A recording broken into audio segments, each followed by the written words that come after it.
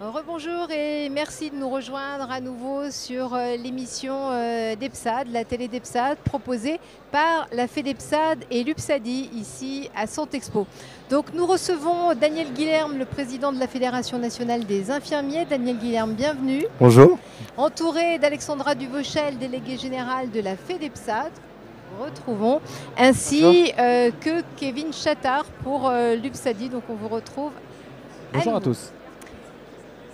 Daniel Guilherme, donc on rappelle, vous êtes le président de la Fédération nationale des infirmiers, vous êtes infirmier libéral, vous êtes membre du Conseil des présidents des libéraux de santé, vous siégez à l'Union nationale des professionnels de santé, l'UNPS. Si vous le voulez bien, parlons tout d'abord de la refonte du métier d'infirmier, lancée il y a maintenant 2 ans et demi par l'ancien ministre François Braun à la suite de la Covid-19 qui souhaitait réorganiser le système de santé déjà.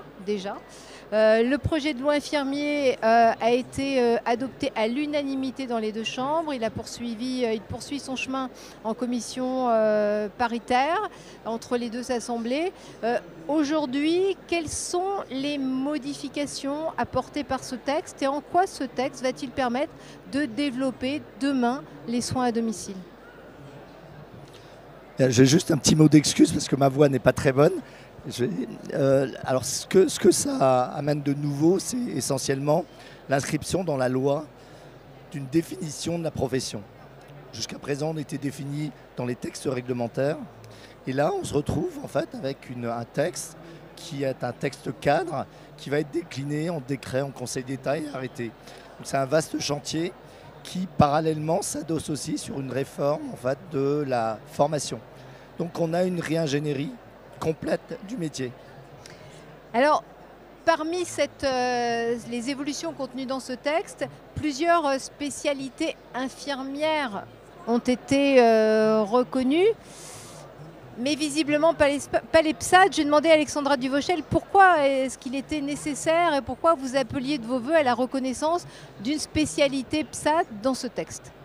Alors au-delà de la reconnaissance d'une spécialité PSAD dans ce texte, pas facile à dire, je tiens à le dire, surtout à 17h, c'est surtout l'identification des différents modes d'exercice du métier d'infirmier.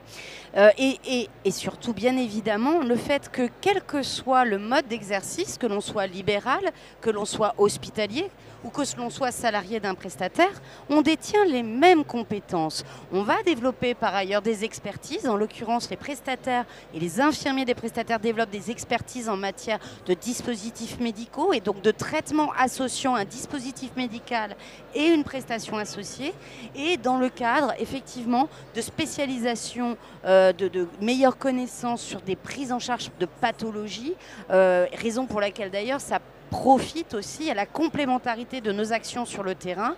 Lorsque nous prenons en charge avec un infirmier libéral, un infirmier de coordination des prestataires, la parfaite qualité de prise en charge, adaptée, personnalisée et répondant au protocole spécifique qui aura été déterminé par rapport à la pathologie. Donc en fait, ce texte, et vous l'avez dit, il a cette vertu de traiter du métier d'infirmier, quel que soit son mode d'exercice. Mais c'est vrai que le titre d'infirmier, lorsqu'il est en exercice PSAD, est méconnu, peu reconnu et pas forcément très bien identifié. Daniel Guilherme, en tant que président de la Fédération nationale des infirmiers, vous représentez les infirmiers libéraux, on le rappelle. Est-ce que pour vous, c'est une occasion manquée ? Alors, c'est peut-être pas une occasion manquée, parce que je pense que c'était peut-être un peu prématuré, mais je pense qu'il y a des préalables à mettre en place pour avoir une totale reconnaissance en fait, de ce métier-là. C'est quoi la spécificité du NIDAC ? C'est la coordination. C'est une coordination en fait, au domicile des patients, un interfaçage entre la ville et l'hôpital, et c'est extrêmement important. Mais je pense qu'il faut, au préalable, qu'il y ait une formation qui soit une formation reconnue par les autorités publiques, qui amène à cette reconnaissance en fait, de la spécificité. Aujourd'hui, les spécialités, elles sont reconnues parce qu'elles font l'objet de formations spécifiques. Alors, il y a une exception c'est la reconnaissance des infirmières scolaires. Et je pense qu'il y avait il y a des demandes en tout cas qui étaient faites depuis très très longtemps. En tout cas, l'amendement a été soutenu et adopté. Mais je pense que s'il y a un travail à faire, et je n'ai pas de conseils à donner, mais je pense que c'est d'abord sur le formatage d'une formation spécifique qui mette en relief la spécificité des IDEC par rapport à une infirmière coordinatrice de SIAD, par exemple, coordinatrice d'HAD, par exemple. Je pense que la spécificité de l'IDEC réside dans sa capacité à techniquer les patients. C'est-à-dire être en capacité de faire le lien technique avec le matériel ad hoc au domicile des patients. Et ça, c'est une vraie expertise. Merci Daniel Guilherme. Je me tourne vers vous, Kevin Chattard. Donc d'accord pour valoriser cette expertise des IDEC à travers déjà un parcours de formation identifié? Probablement, si c'est le préalable pour qu'on arrive à avoir cette reconnaissance, bien évidemment qu'on y est favorable. Nos infirmières, effectivement, font beaucoup de choses sur un métier qui n'est pas forcément connu, qui n'est pas dans leur parcours de formation. À l'IFC, elles ne sont pas dans cette... c'est pas un terrain de stage, l'infirmière de prestataire.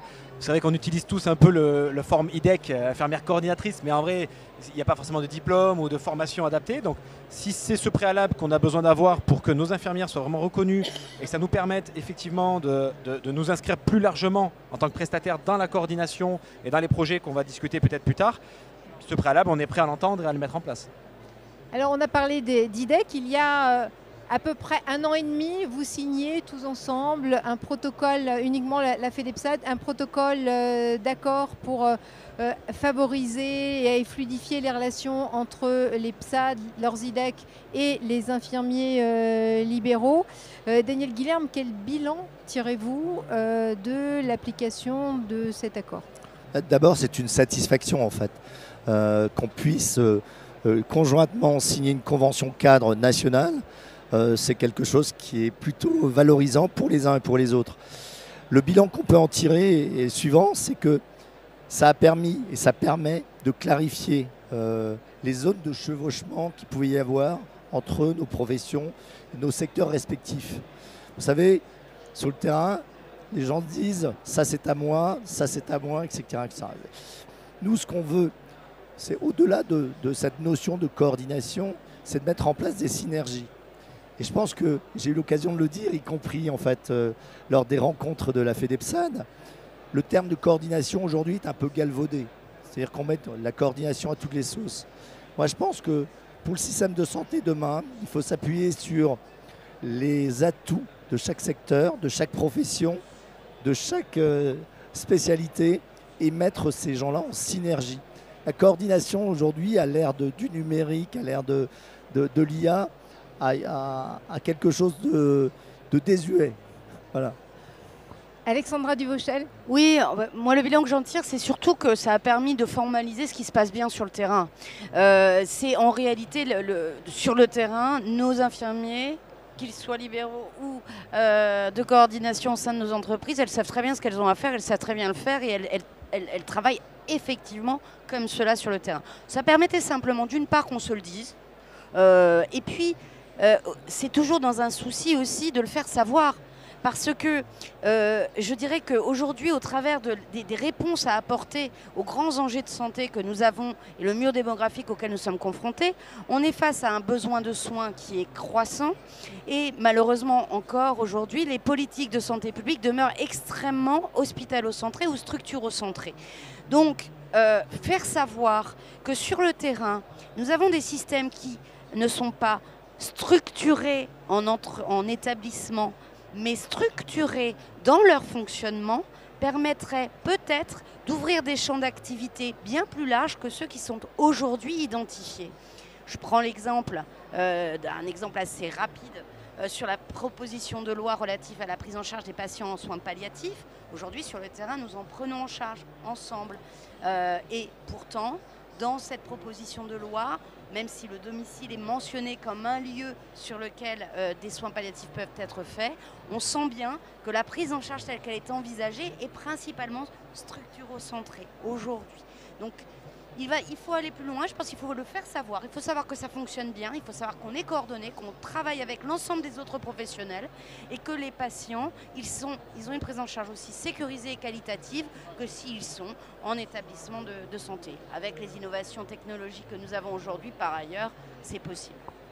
Alors aller plus loin, c'est peut-être ce à quoi on pourrait penser, en tout cas ce à quoi vous avez pensé, c'est aussi peut-être d'associer l'EPSAD et de faire rentrer l'EPSAD dans la coordination informelle qu'ont développé les professions libérales de santé au sein de l'UNPS à travers l'ESCAP, l'équipe de soins coordonnée avec le patient. Kevin Chattard. Oui, c'était un beau projet qu'on a découvert malheureusement et qu'on aurait aimé découvrir au moment où il s'est créé, où il s'est pensé. En tout cas, il a une idée qui est bonne. C'est effectivement le domicile, c'est pas le Far West. Le domicile, c'est structuré. C'est pas parce qu'on n'est pas tous sous la même bannière qu'on n'est pas capable de travailler ensemble. Donc ce projet ESCAP, Daniel nous en dira peut-être quelques mots, mais a pour but effectivement de structurer cette coordination. Nous, on pense qu'on y contribue quand on est mobilisé sur le terrain. Les soins palliatifs, c'est un bel exemple, effectivement, parce qu'il y a besoin d'un dispositif médical, la perfusion dans sa globalité, il y a besoin d'un dispositif médical. Donc on pense que dans ces moments-là, ça serait intéressant qu'on y contribue et qu'on participe à cette coordination parce qu'on est au plus proche du patient, nous aussi. Donc c'est des très bonnes idées qui structurent le domicile et on sait très bien de toute façon que le domicile, c'est la solution aujourd'hui à beaucoup de difficultés. Donc félicitations pour ce parcours et ravi de vous y rejoindre rapidement. Alors ça supposerait peut-être un présupposé qui serait que les PSAD puissent verser leurs données, leurs data au sein du DMP. Alexandra Duvauchel.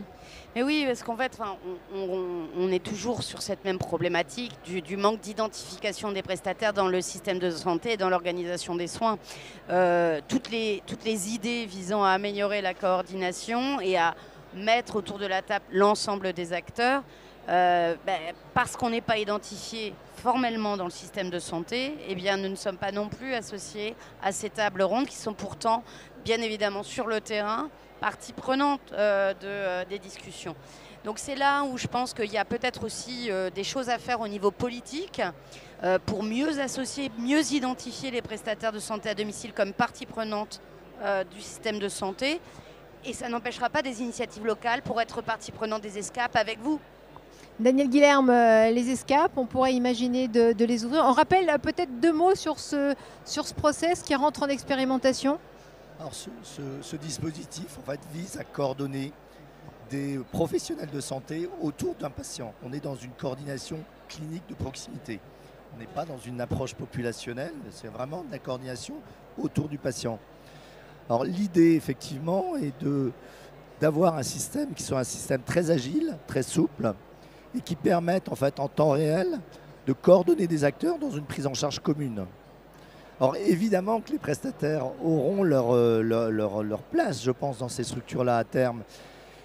Je pense qu'il y a un biais pour rentrer en fait, dans ce système. C'est peut-être que vous investissiez déjà des espaces de concertation. Je pense notamment au CPTS, les communautés professionnelles territoriales de santé. Il faut les investir parce qu'à terme, vous avez des atouts et ces atouts-là sur le terrain, les professionnels vont très vite s'en rendre compte.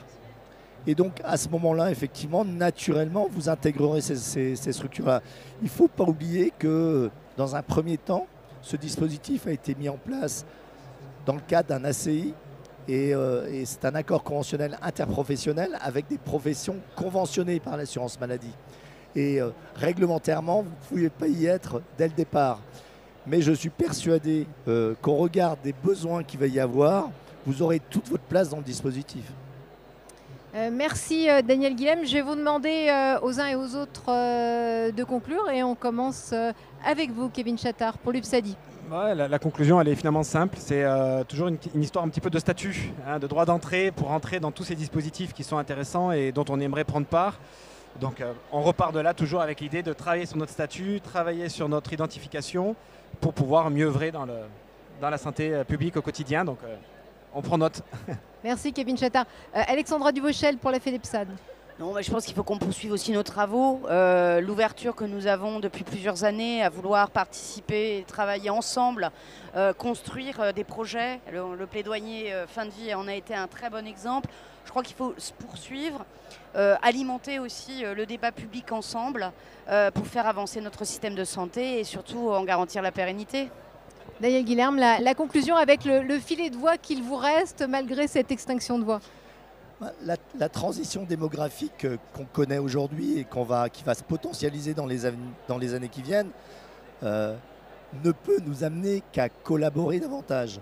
Parce que si on travaille en silo demain, on n'arrivera pas à faire face. Donc moi je suis très optimiste entre guillemets sur le fait que cette mise en synergie des acteurs va se faire. Parce que si on ne met pas ces acteurs en synergie, le système de santé va avoir d'énormes problèmes.